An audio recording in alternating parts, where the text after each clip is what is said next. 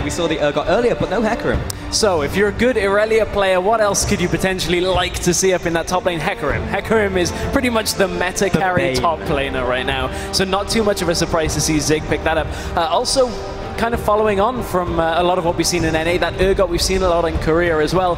Very high priority onto that here for RMU as well. Yeah, and UConn, they're wasting no time with their picks to come out with the Sivir and Cho'Gath, already looking for the run at UConn position. Yeah, and now Cho'Gath is actually a bit of a takeaway from RMU here. RMU played Cho'Gath in a couple of their finals games as well, the very same games they were running Irelia, so not too surprising to see UConn take them away. They've got a very clear strategy in this game. Yeah, they've played that one before, and it will be Rek'Sai logged in, looking for their support as well.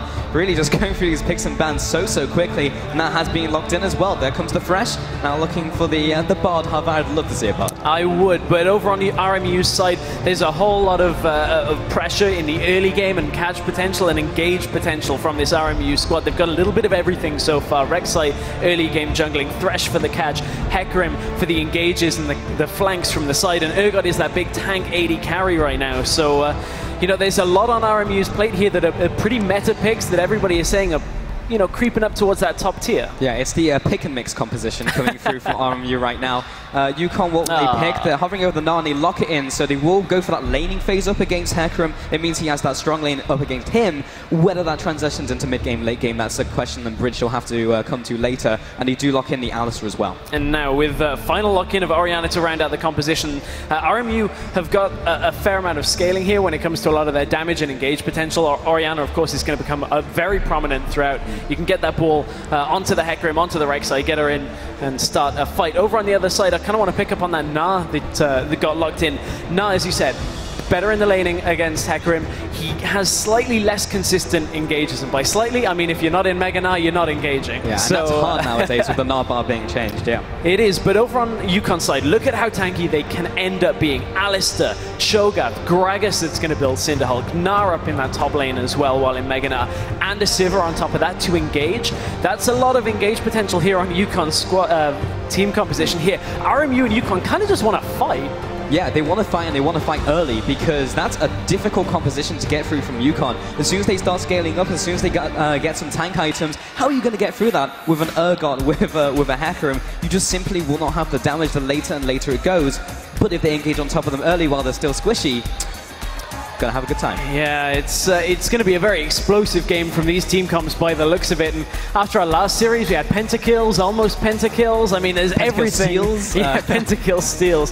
Oh man, that's the moment where you take off your a little bit of a and you walk out. Yeah, exactly. But you know, we had a lot in the first series of the day. Let's see what our second brings for us. Well, here we go, ladies and gentlemen, getting into game for our second best of 3 today in the semi-finals here at the NACC, with RMU up against UConn, bringing it to the Rift. We are onto the Rift, as you said. Now, you know, there's a lot of school and college and university pride here in America. I'm feeling it already from everybody. It's very much so an awesome feeling. Very different feeling, actually, from events that we normally cast, but very much so a community awesome feel here. Yes, indeed. I'm hearing that from the crowd as well. Yeah. Super hyped right now in this audience. And let's see how this all pans out. Stress. Zig now heading into the bottom lane.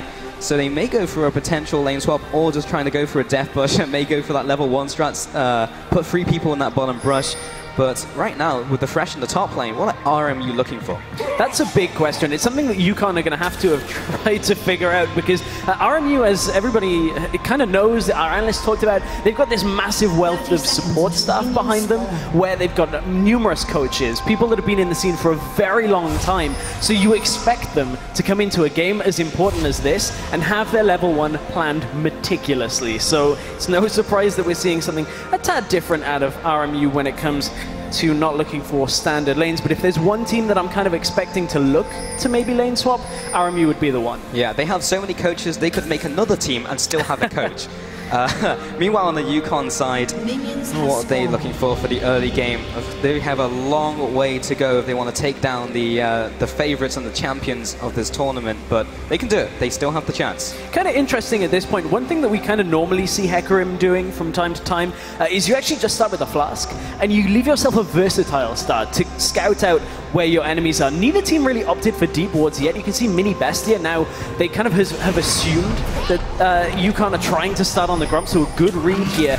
And that has allowed Hecarim here to just start with pots and get to lane faster than if he had to go all the way back and buy. We'll see if he ends up using his teleport. Yeah, that was super good by Mini Bestia. He stopped him from taking that initial camp, and now Jasmine will be going on to that secondary one just further away from the Fresh. So we have gone for the lane swap. Zig as well will be going with a buddy system with Oberon as well. Okay, so that is indeed what they're going to look to do with that buddy system. You saw at the same time up in the top lane, Tails actually pulled the wave, made sure it was freezing up in the top side. So this is a very well thought out opening to RMU. I'm interested to see how UConn are going to react to that, as Sivir and Alistair, they took the Krugs, and now they are down in that bottom lane. Yeah, they have balanced the wave as well, so it's all about how they react to this lane swap from RMU, because that can really take a team off guard if they're not used to playing into a game where RMU are already dictating the pace of the game from minute one. And this is a very different game to our first series of the day.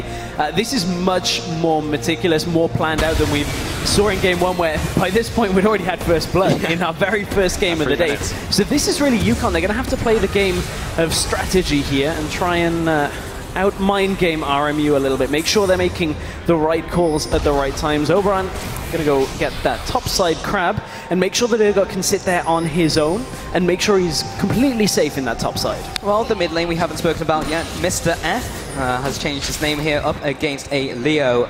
It will be Orianna versus Cho'Gath matchup, so there's going to be a lot of farming, I have to feel, Mr. Stress. Yeah, there's going to be a lot of farming here. Leo, he's just going to farm up through the wave. Cho'Gath, he's not going to want to really do too much until he's got some stacks under him. You cannot afford to die early on Cho'Gath. You need to get to 5 or 6 stacks. You need to have the ability to stay alive. That's one pressure point that RMU are going to have to try and exploit here, is make sure Mr. F gets shut down early and often. In the bot lane, Chances Clara still freezing this minion wave, trying to get all of that farm under his belt. But no real CS differentials have opened up just yet. Everyone's just bouncing those waves, farming up. The buddy system is still in full effect for both teams. Do have the Gragas heading into the bot side looking for that crab, and will be taking it. Also passed over a ward, so they have full knowledge of where UConn are right now. Yeah, RMU have got really good knowledge here when it comes to the map. You can see the crab and the top side wards, now the lower side river wards. A couple of them have started to time out, but RMU made sure that there was nothing that UConn could do in any of these lanes to begin this game. We're in for a fairly extended laning phase here. Yeah, and the question there is who does it start benefiting, because UConn will get tankier and tankier with this triple tank comp, whereas RMU, they want to be fighting earlier. Here's a slight problem though, is that you've now got Hecarim in a 2v2 lane. And that's not exactly his strength. He can get harassed down from a distance, and you know, look at this engage here out of UConn. They put damage onto Zig, force him to use his abilities to get some of that health back, and now they have to back away from the wave. There's no real way of RMU stepping up to UConn in this bottom lane for the next couple of minutes. Overtime is going to wear him down, but he does go for that chalice, or rather flask start with the pot, so he's going to be able to tank up a lot of that damage and that harass for a while, especially with Mini Bestia down there with him. Interestingly enough though, Urgot stacking a bit of a wave up in the top side, pushing into him, which makes the CS difference a little bit deceptive here. You can see 43 CS to 37, but both 80 carries are about on course when it comes to farm between each other. But as we said, Tails stacking a wave means it looks like he's further behind than he actually is. But interestingly, Na has not even touched that top lane yet. He's kind of gone on the Kikis route, and he's going, hey, I'm going to play Na in the jungle. Yeah, and yeah, he has not even been in a lane yet, but he is heading up there now, waiting for that wave to bounce from Tails, but he's freezing it quite well into that turret, so I'm not sure if there's going to be anything for Toys to go for, even if he arrives. Yeah, that wave is still pushing.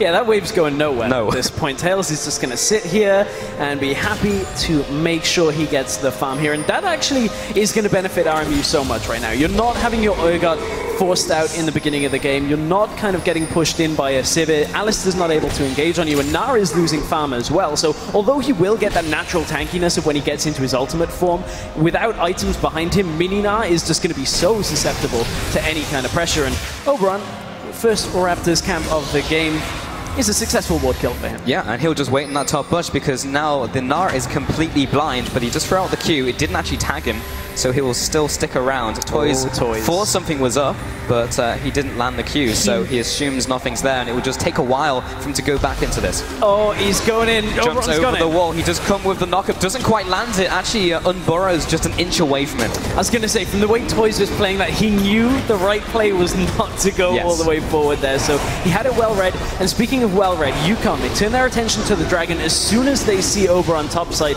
This is a really smart pickup here out from the UConn lineup. First Dragon of the game will go over to them. The question is now from RMU, what can they do to kind of get themselves a bit of an advantage from that Dragon being taken? And right now they have no tower pressure really, so all they can do is counter jungle, and that's exactly what Oberon's doing. Yeah, UConn have really just played the reactive game because RMU, they were the ones who started up the lane swap. But that reactive playstyle has worked out great for them. And now Gnar's getting his farm. Now he's able to start farming up. Yes, the Hecarim has gone out of his bad matchup, but still, not sure if it's enough. There's a flash away from the Shockwave. So, a successful gank from Oberon, but he wants a little more from these early on. Yeah, but that's enough for now. Getting the flash off Cho'Gath now means that if Cho tries to push out, he's going to get ganked. Cho right now only has, I think, 1 stack on his ultimate. In fact, he hasn't even really used it yet. It's on cooldown, but I wonder exactly what happened there. He seemed to have a full cooldown that as well. So full cooldown, so didn't actually kill a minion, so he doesn't have a stack. He would have used that on Leo, I guess, in that mid lane. That's kind of curious bizarre. Because the race is on with Cho'Gath. You have to get that extra health, have to get that survivability in this early game, especially when you're in a farm matchup against Leo, because the likelihood of you killing an Orianna as Cho'Gath this early on is so slim. Yeah, and even if Gragas comes in, yeah, he'll land the CC, but Leo, he stays so far back with that ball. Yeah, good luck. In the jungle, Jasmine still farming basically everything. Going into his blue buff now as well, taking that one away. I don't think he even needs to give it to Cho'Gath right now, because he's basically just farming as well. This is definitely a slower start to this game than we saw in the first best of 3. Definitely more methodical, more thought out. T-Dollars, clearing out that ward, aka getting that value. Money. Yeah, all of that he's gold. Getting the money. That's what he's getting. He is indeed, Stress. There's the ward. Oberon fearing there could be a potential Jasmine in his jungle, but we'll be taking away this red buff as well. Meanwhile, in the bot lane, still farming up. We've now gone back to standard lanes, away from the Australian lanes. There's the follow-up with T-Dollars, but Clara doesn't want to do too much right now. Yeah, just carry on farming. So at this point, Tails, he has a CS lead. The thing they've got to be careful of here is, though, Sivir now with a BF sword has a fair amount of damage. Tails is still trying to stack a Tear of the Goddess right now, doesn't have it as a mana mune. So RMU are playing this a touch greedy when it comes to how much they can harass. But look, as soon as they hit the Noxian Corrosive Charge, they land a Q, they get the damage down, and it forces UConn away. So UConn now have to respect RMU's trading, even though the itemization should mean, in theory, that Enchantress Clara should be able to lay out a fair amount of damage. In theory, should. So T-Dollars again, getting that gold. Yeah, another 30 gold in the bank. Mid lane, still farming away. So what's the outlook as we get into mid game? Well, shut up, Pulse, because we're getting into a fight here in the bottom lane. Mini Bestia just get hit up. Teleport now coming down. That will be coming out from Gnar. He doesn't have any rage built up. So, yeah, Zig will be quite happy to go into the top lane and push it out. A little bit of a misread there on the ultimate from Gragas. Tried to knock him backwards, couldn't quite land it. But at this point, when you use a teleport like that, you now have to get something from it. What do UConn choose to do? They should look to get a little bit of control over this lower side, but Gnar's actually just going to recall away. Nothing could really be done in that bottom side of the match. So UConn used a big summoner cooldown there for almost nothing from that. Now Zig has his teleport available. Dragon's due up in about 2 to 3 minutes here. So Zig is going to have a lot more impact on a potential dragon fight, and he's allowed himself to kind of get a big stack in front of him. So when he does decide to back, it's a bit problematic for Toys. He's going to end up with a full stack of minions shoved into him when he does choose to back. Yeah, teleport advantage, and he'll be getting home guards pretty soon as well. Actually hasn't picked up boots yet, which is a little bit interesting, but it's been a slower start to the game. It just depends when they want to really go for those fights, but home guards are pretty damn important on Hecarim top lane. It is. This is kind of the difference though when you run smite here. Some people still choose to go the home guards early, but this is going to allow Zig to build that Cinder Hulk earlier, make sure he dies less in any kind of potential engages. And honestly, with the kind of start that RMU have had right now, they are kind of up in most of their lanes. Oberon's trying to maybe get mid lane up even further here, as he is looking to gank Mr. F in that mid lane. He has changed his name, so we won't go that far on it. But Oberon finds his way in, doesn't really find anything there from Mr. F. Yeah, going hard. And he's going to cross back out. And he'll be going into the upper side of the river and circling back around and going for the pink board. We're taking that one away, and he is now blind to the upper side of the river. Zig trying to get away from the house being thrown down by toys, and back into mini knot, so he'll be harassing him underneath turret. That is getting the hyper proc off, so he'll be taking a trip back to base, but here's a teleport. He won't be using it to go back to lane, as Dragon is still on the horizon. Will be spawning in 1 minute. Yeah, 1 minute to Dragon. You look at the CS lead up in the top side, about 25 CS in favor of RMU. Mid lane is fairly even. Actually, wow, Zig uses the TP to get back to lane. RMU kind of maybe this. Okay, so RMU, it's either a bit of a misread on the Dragon timer because they didn't have the exact timer, or they just don't feel at this point that UConn are going to be able to take a fight around Dragon. That's a very risky play here. Yeah. We'll see if it pays off for RMU, because it does allow RMU to control this top lane even more. You can see Zig is now kind of pushing it into the turret again. So I don't think it's a misread, because they'd have to be off by like 5 minutes. Yeah, exactly. So, that's what I mean. Is like it's either just a lapse right now, or RMU, it's a conscious decision to do it. And honestly, RMU are up in their lanes pretty much across the board. I'm interested to see exactly how many stacks Mr. F has right now, because that is going to be very important as we head to the first fight as to how much he can survive through. But UConn, they've got the timer on the Dragon. Looks like RMU are actually going to forgo this. You can see Oberon, top side of the map, is already pushing in. They're going to look to get a tower in response. Yeah, they're going to go for that trade instead. So it'll be the second Dragon of the game going over to UConn. Meanwhile, Tails has started to hit his item spike. Meanwhile, Leo has done the same with the Athenians, with the Muramana, or the Manamune, which will be turning into a Muramana. But still, UConn taking those early 2 Dragons, they can start racing RMU for those objectives. We'll see how this will work out. Top lane still pushing in here. And finally, Toys will come back to find the wave. He's going to be a little careful here. He doesn't have Mega Narc built up yet. He's not even close. So RMU can kind of just sit here. There's no real danger here of a Gnar ultimate hitting them or anything, because, okay, first turret goes down, but it is traded actually on the bottom side. So UConn are keeping up very much so with RMU. It's a slight lead in favor of RMU on gold, but 2 Dragons is exactly what UConn need right now to keep RMU a little bit towards the back foot. Yeah, trading blow for blow right now. As much as we've talked about how on paper, how much stronger the RMU look, well, UConn so far is definitely not trailing behind all that much. Now pushing into the jungle for an aggressive invade onto this blue buff as well. Trying to get something away. Tails and Mini Bestia just harassing down Alistair. Maybe able to get one last Acid Hunter down to send them away, but still there's the blue buff going over to UConn. They're definitely putting down the pressure. Meanwhile, Oberon has gone into the top side of the map, taking away some of those camps, but definitely not pushing across all of the map with this fairly aggressive composition. What I will say is, especially with a comp with so much engage, UConn are not playing like the team that said, our strat is I shout, and then Clara gets a pentakill. It doesn't really feel that way yet. We're 15 minutes in, and we haven't really had a big engage. We still haven't had first blood. That's getting up to almost unheard of territory. But look, Mr. F is so strong right now when it comes to his health. He's getting pretty big. He is a very big Cho'Gath. RMU, the gloves are off, but with UConn, the shirts are off. We'll see which one comes ahead. Oh dear. It was only a matter of time until we got to the shirtless references, but you know, if you did catch that, BT, it's what UConn are all about. It is, and we'll see which one comes out on top. Oberon taking on the red buff. 400 health remaining, it goes down. it does. Meanwhile, a lot of items have been picked up. Talking about that Cho'Gath, has gone for the Rod of Ages now, so he'll be stacking it up along with his own stacks from his feast. Top lane has gone for that Sunfire cape, so that says to me he's going to be just sitting in that lane, stopping Zig from pushing one-on-one against him, which makes sense because he's taken a smite, he's looking for that one-on-one challenge.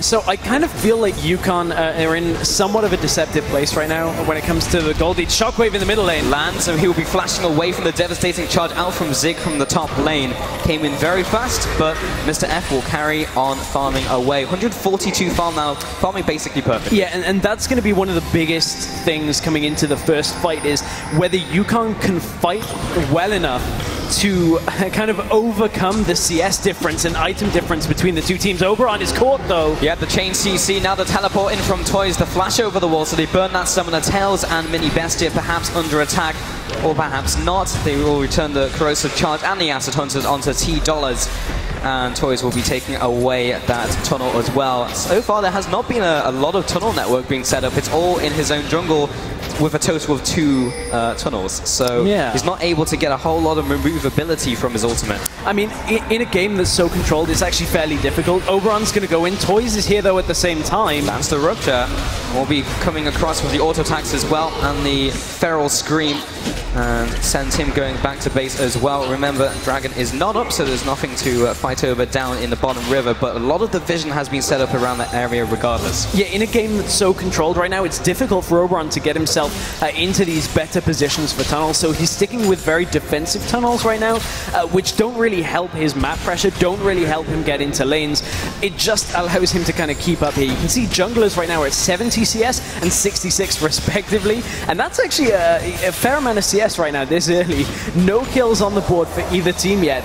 Both junglers are just farming it out. Yeah, you even look at the jungles right now, it's completely barren from RMU and indeed UConn. Now a couple camps are respawning, but Mr. F has not gone back to base in a while. Is still sitting on that rod. Meanwhile, his counterpart, Leo, he's still on the Fiends, and the Cinderhawk has been picked up by the top lane as Toys did not go for the smite, so he will not have that one-on-one challenging smite, but he'll be going back into Mini-Gnar now.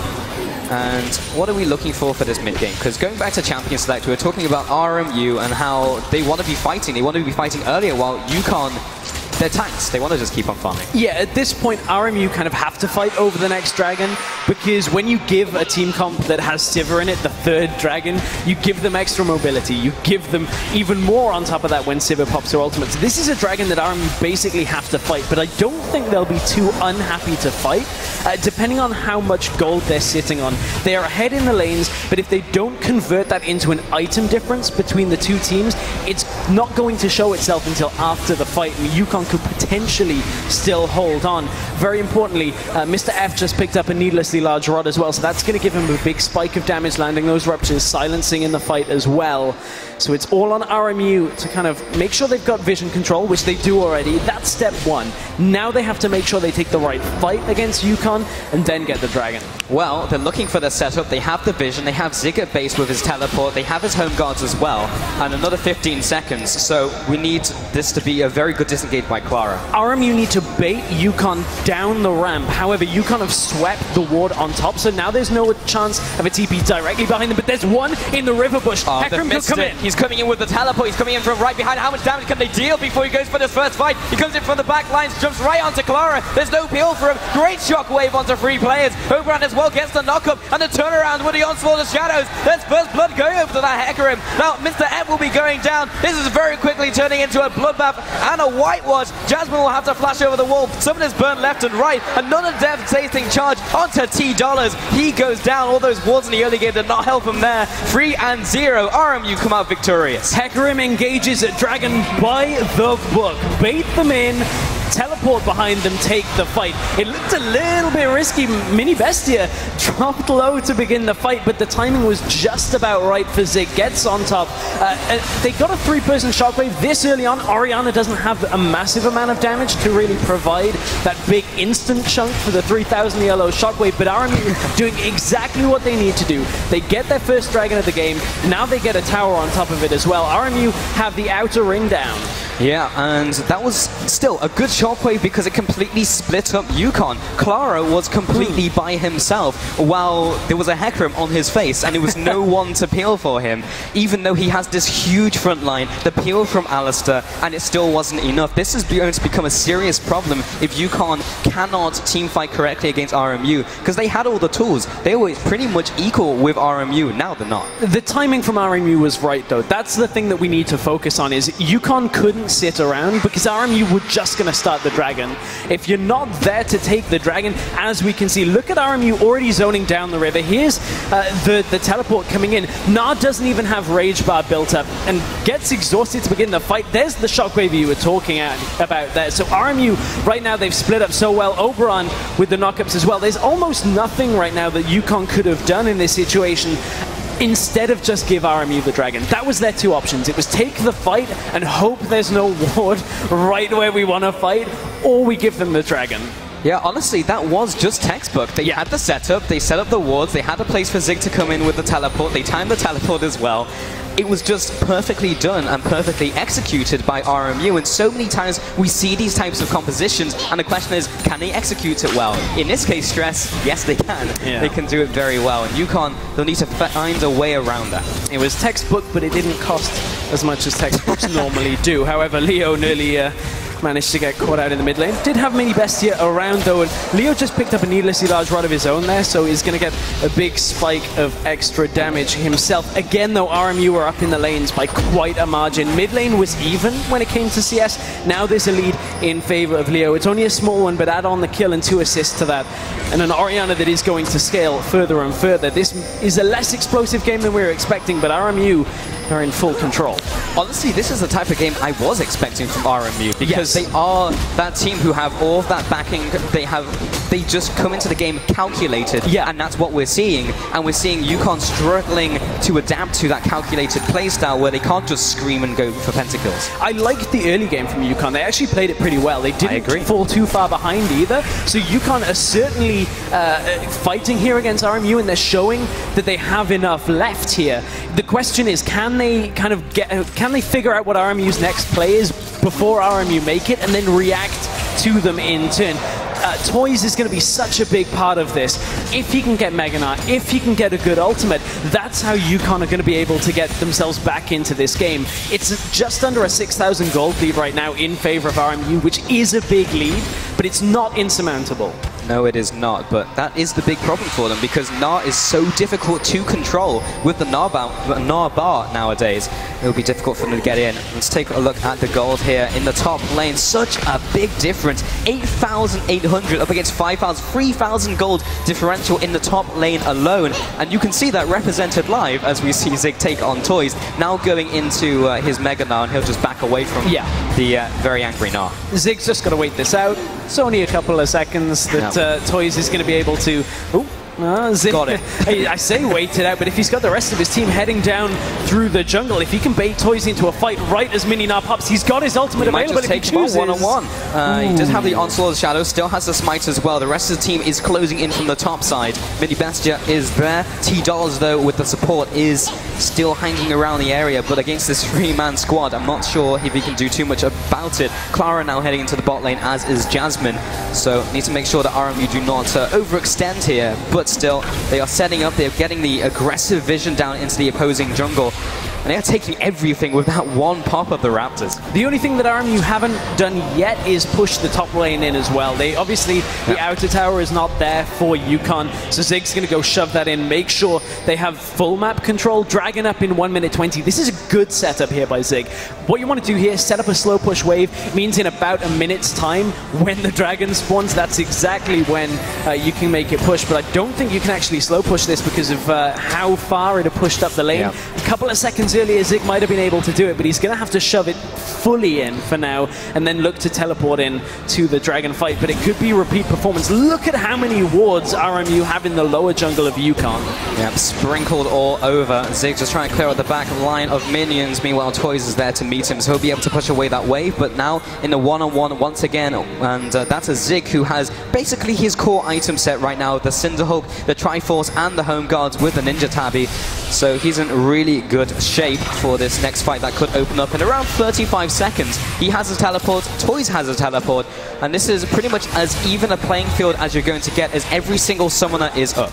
Problem is, though, Mega Gnar just expired for Toy, so he's got to go through that cooldown period now and look to get himself over.